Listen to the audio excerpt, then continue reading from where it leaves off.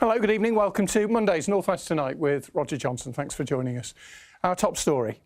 25 years after the battle to build its second runway, we'll speak to protest veterans as Manchester Airport aims to double its passenger numbers. We need to build less airports. We need to use cars and boats and other alternatives. I wish we'd got that message across 25 years ago, but there's still time. Greater Manchester's Mayor tells us that she thinks we can have growth and protect the environment. Also tonight, families bereaved by Merseyside gun crime 4 years ago campaign to stop youngsters from joining gangs. We'll meet Patrick, the teenager who defied his disability and took 5 months to complete his GCSEs. I started on the 2nd of February and I ended on the 5th of June. I wasn't able to write my workings out, so I had to do them in my head.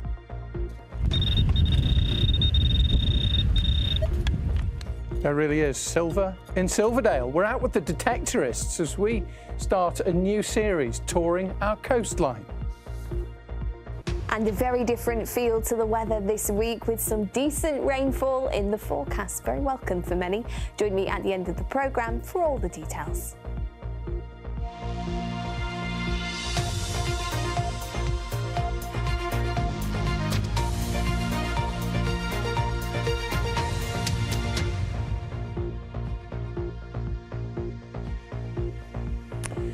The families of 4 people murdered in a spate of shootings on Merseyside have spoken about their new campaign to stop young people getting into crime. Olivia Pratt-Corbell, Sam Rimmer, Ashley Dale and Ellie Edwards were all shot during 4 months in 2022.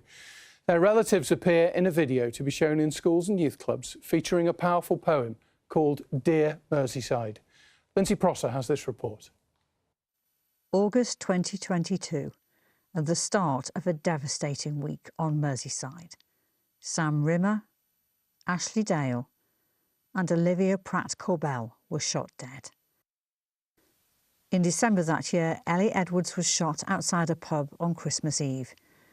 Time moves on, but for the families, time is a constant reminder of the lives their children are missing out on. Ellie was fun-loving, you know, she had the world at her feet. Beautiful young lady, you know, she was living life, exploring the world, discovering where she was going to go in life. I had Ashley very young and we grew up together. You know, you try and make yourself happy, but it just nothing feels the same anymore. Christmases, birthdays, just so many milestones that she's missed out on, and we've missed out on her seeing everything happen. Yeah. After the shootings, Merseyside Police received government funding for Operation Evolve, bringing the police and other organisations together to fight serious organised crime. Evolve now includes education resources like the poem Dear Merseyside. Because I'm sick of seeing flowers on the floor, murals on the walls, of kids who should be here but are no longer here anymore. Dear Merseyside will be shown in schools and youth clubs. The aim is to steer young people away from crime. The families of those killed in 2022 have taken part, so people hear the human stories behind the headlines. If we save a life and never know about it, then we've done our job. And by that I mean if someone who's watching us and decides to not choose a life of crime and goes on to become a great in what profession they choose, we've done our job, haven't we? Merseyside, I love you so much, we'll have to have a catch-up soon. I want to talk about solutions, ways to improve. There's been a reduction in gun crime, which we know about. Positive impact on people now reporting crimes. You know, we know that Crime Stoppers has it's gone up like massively now. So that's you know, unfortunately this has had to happen on the back of our tragedies. But you know, if we can turn our pain into power, then yeah, it makes me feel good that we are doing something positive. Lindsay Prosser, BBC North West Tonight. Next tonight, there were scenes which made headlines across the country for weeks. It's 25 years ago, you know, that Manchester Airport opened its second runway following lengthy protests by environmental campaigners. Well, now airport bosses are urging the government to deliver better rail links as a priority so that it can maximise its potential. Back in 2001, 19 million passengers used Manchester Airport every year. That's risen to 32 million today, but the airport says it has the capacity to handle almost double that number, but it can only be achieved with better connectivity. And that would have an economic impact. An assessment compiled for the airport suggests that it currently contributes almost £10 billion to the region's economy. It calls it GVA, gross value added. That could rise above 16 billion. Every year I've been managing director, the airport has generated another £1 billion of GVA for the economy of the North. And people look at that number and are like, well, what does that really mean, Chris? And the answer is it's another 10,000 jobs. Well, at the moment, Manchester Airport estimates it supports more than 100,000 jobs in the region. Maximising its own potential through improved connectivity, it says, would take that number to around 165,000. And that means that the airport is desperate for the east-west links that would be provided by Northern Powerhouse Rail. What that will mean is that people actually across in Yorkshire, as well as people in Liverpool, will have dramatically better connectivity to this airport. And what that means actually for people who live in Greater Manchester, who could already easily get here in many cases, is that there'll be more routes. So they want those better rail links. I tell you, there are plenty of motorists who will welcome anything which makes it easier to leave the car at home. Because last year, the Manchester Airport Group, which includes Stansted and East Midlands airports, as well as Manchester, made £453 million from parking charges, almost £500 million. That's more than double what Heathrow made, 3 times what they made at Gatwick, and those two are the UK's largest airports. So Manchester believes, even a quarter of a century after it opened its second runway, that it has still not reached its full potential. But the environmental concerns, which were so prominent back then, are perhaps even more important today, as our environment and transport correspondent, Judy Hobson, has been finding out. This was the moment 25 years ago that protesters were evicted from a camp near Manchester Airport. For 2 months they tried to stop the construction of the second runway. They're like communities, big families really, the camp. At the time, North West Tonight spoke to campaigner Martin Porter about life at the camp. I've been involved in environmental groups since I was 17 for the last 10 years. What you're trying to save, the countryside, is so beautiful. It is really worth the effort and the risks. Today I'm going back with Martin to the site. So we had the security fence, fence with lights and police and security guards. I started off in a tree, but I've not got a great head for heights. So then I started digging a tunnel with some other people. Dug 2 tunnels in the end. Clay soil around here, brilliant for tunnel digging. Here we go. All the time we were there, we had the media, we had Swampy, we were able to give our message that this is a terrible idea. 400 acres of greenbelt disappearing. We are going to struggle to meet our net zero contributions and our commitments with existing air travel. Increasing air travel, no chance at all. We're at the Cheshire end of the new second runway. Local residents were involved in the protest too. Jeff Gazzard lives nearby and occasionally stayed on the camp. And if you look at the amount of climate change impact that even where's this one going? Let's have a look. Right, well that's a long-haul flight. That's a Thompson 787. I'm not blaming them. They have a job to do. That's flying probably to either Orlando or the Caribbean. That's a lot of carbon. Climate change began to be an issue then, but it wasn't the headlines it is today. So a lot of things have changed in terms of our understanding of the environmental impact of a major airport. In 2025, flights from Manchester Airport produced about 3 million tonnes of CO2. That's the equivalent of around 1.5 million cars a year and 1.7 times more CO2 than the entire city of Manchester. So we have to be able to do both. You know, we've been pushing, particularly the aviation industry, around reducing their carbon footprint, but similarly we have to make it easier for people to be better connected into jobs and opportunities. And as Mayor, I'm committing to do both.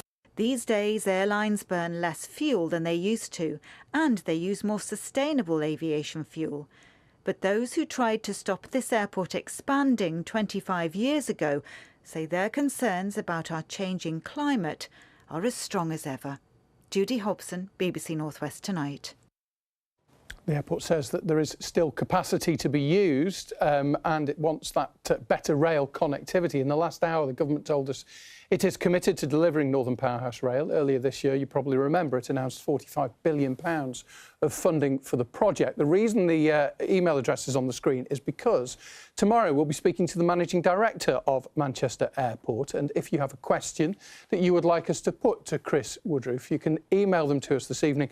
nwt@bbc.co.uk is the email address, but send them through this evening. We'll go through them all in the morning. Now, a man has been remanded in custody charged with assaulting an emergency worker in Salford. 2 police officers suffered minor injuries as a man was seized from a roof on Reservoir Street on Saturday. 37-year-old Simon Harris will appear at Manchester Crown Court next month. A planning application has been submitted to transform Manchester's Piccadilly Gardens, where a police operation has been targeting antisocial behaviour. The City Council aims to start work within months to create new green spaces. Right, still to come, lots of it on this evening's North West Tonight. We'll find out how the latest technology helped Patrick to defy his disability and complete his GCSEs. And we'll go beachcombing with the detectorists, and we'll find that silver found in Silverdale on our new tour of the North West coastline.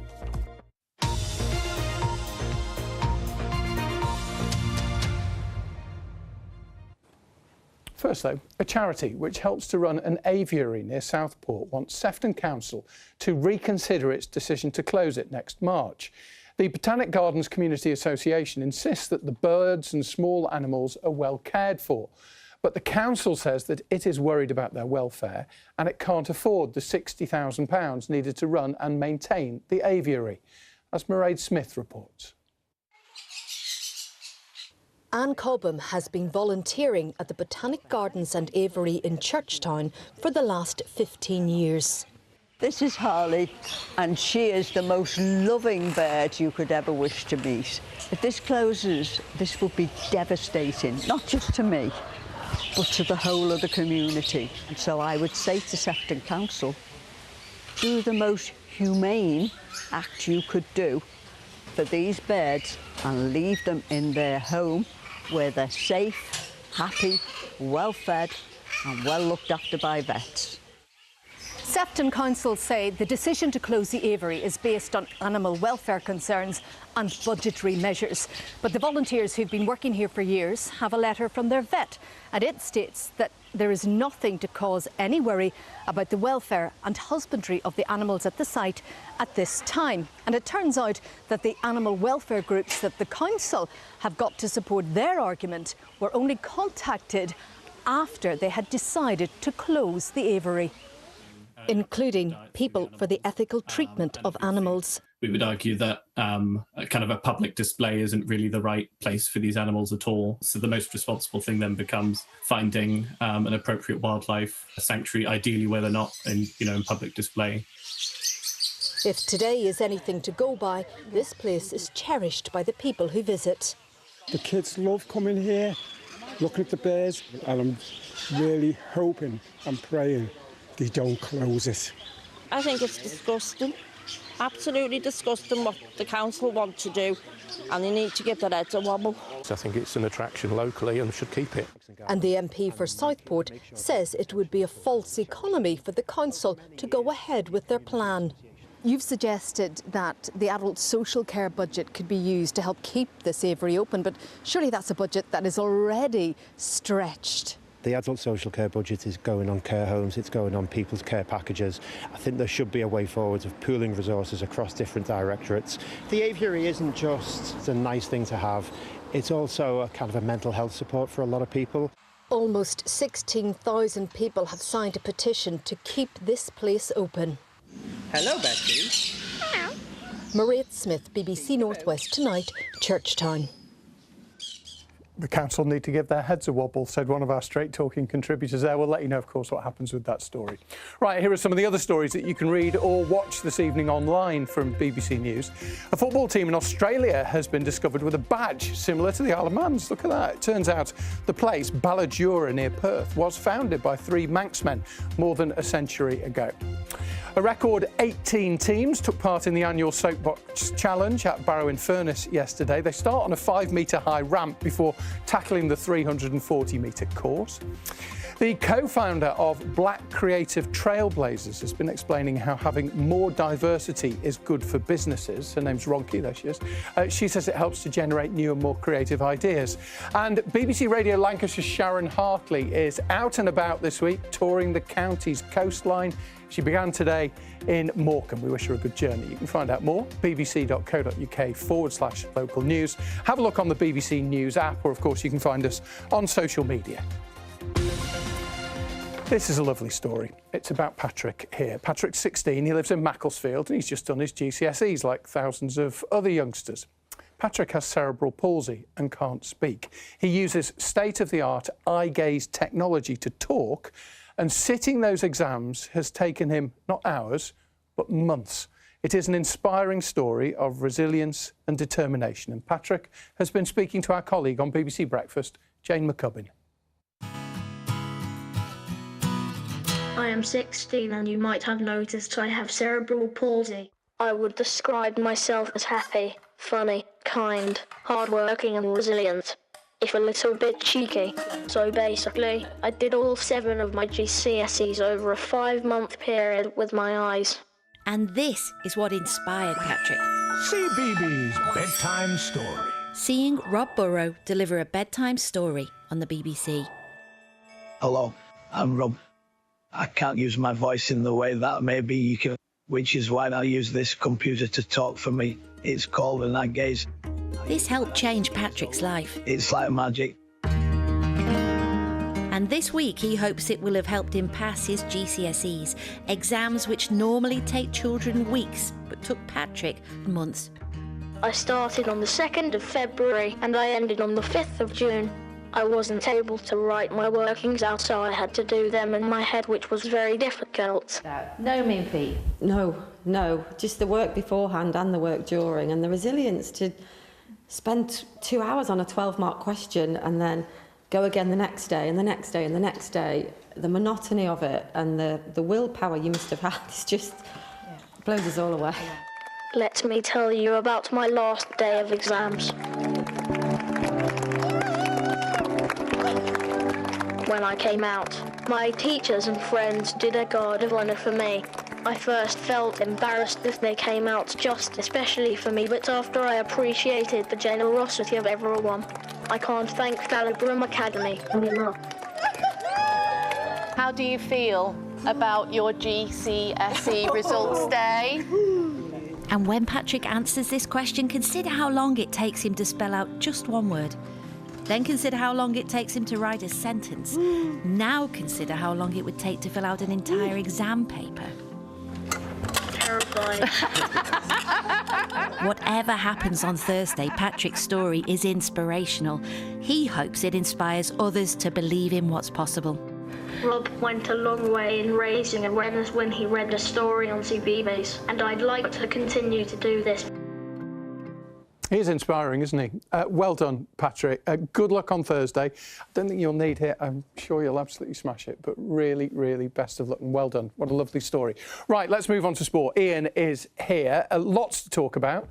Football season is pretty much back now. Football League started at the weekend. Manchester City kicked off ahead of the new Premier League season in the Community Shield, and they've got work to do, haven't they? Yeah, it looks like it. They had a bit of a kick up the proverbial backside yesterday. It might have been seen by many as a glorified friendly, but Manchester City fans will be hoping their 3-0 defeat to Arsenal in the Community Shield isn't a sign of things to come in the next season that begins this week. This, of course, was City's first competitive game without Pep Guardiola as their manager in just over a decade, so not the ideal start to life for new boss Enzo Maresca. It's the beginning. We have many things that we need to do better. But again, I think it was good reaction after the first goal we conceded. And now try to reset, analyze the game and think from Tuesday about next game. I've been joined by Rodri. It was later confirmed after that game that this midfielder, Rodri, he didn't play yesterday, is finally off to Barcelona. They've agreed a fee of about £65 million. Now, Spain's World Cup winning captain is set to sign a 4-year deal there as they look to replace him. City are currently in advanced talks, we're told, with Lille over a move for Morocco midfielder Ayoub Bouadi. Now, if you were watching last week, you'll have seen our comprehensive EFL previews. Well, it all got underway on Friday as Blackburn Rovers drew at Wolves. Some interesting results happened over the rest of the weekend, including Burnley's excellent comeback from 2-0 down to draw with title favourites West Ham yesterday with 2 Zian Fleming goals. On Saturday, Bolton started life in the Championship with a 2-1 win over Preston, their winner here from Thierry Gale. Results of the day in League One came at Plymouth, where Stockport County won 3-1 in Jim McNulty's first game in charge. While in League Two, there were wins for Oldham, Fleetwood, Crewe and Tranmere Rovers here, who beat Shrewsbury Town 2-0. Good finish, that. What a day it was yesterday for Manchester's Super Giants men, winners of the 100 in their first year as a franchise. This was how they won yesterday's final at Lord's. Liam Dawson hit the winning runs with a 6, sealing victory with 2 balls to spare as his side ended on 162 for 5. The Old Trafford-based side, who had renamed the Super Giants this season, having previously been the Originals, had lost 2 previous finals. Yeah, delighted. Obviously, special occasion here. We'd probably have been able to enjoy it a bit more if we finished off the last 5 balls a bit easier, but delighted, great effort from absolutely everyone, so very, very proud. Wigan Warriors start the week level on points with leaders Leeds Rhinos after their 34 points to 6 win over Bradford Bulls on Saturday. Jake Wardle scored 2 of the Warriors' tries. While St Helens got a much-needed 46 points to 16 win at Wakefield to boost their hopes of a playoff place. And success was also the word at the European Athletics Championships for Manchester's latest gold medal sprinter. Success Edouan handed over the baton there for the final leg of the 4x100 metres relay. The 21-year-old student midwife from Blakely was part of that team that became European champions in Birmingham on Saturday. And that is all the sport. We've whistled through it tonight. You have whistled through it in your new whistle and flute. No. There's compliments for your suit. I've had this for a while, but Steve Saul, who reads a lot of off-peak bulletins, has the same one. Didn't want to look like an imitator. You share the suit, do you? Why have I just revealed that? I don't know. Thanks very much, Ian. You never know what's going to happen, do you? We've got the weather with Molly in just a minute, but before that, this week we're taking a road trip along the northwest coast, looking at some of the places which are perhaps less widely known. If you want to head to the beach, you might pack up, of course, head to Blackpool or to Lytham, but there is a tiny cove in Lancashire which is a treasure in more ways than one, as Kelly Foran can explain.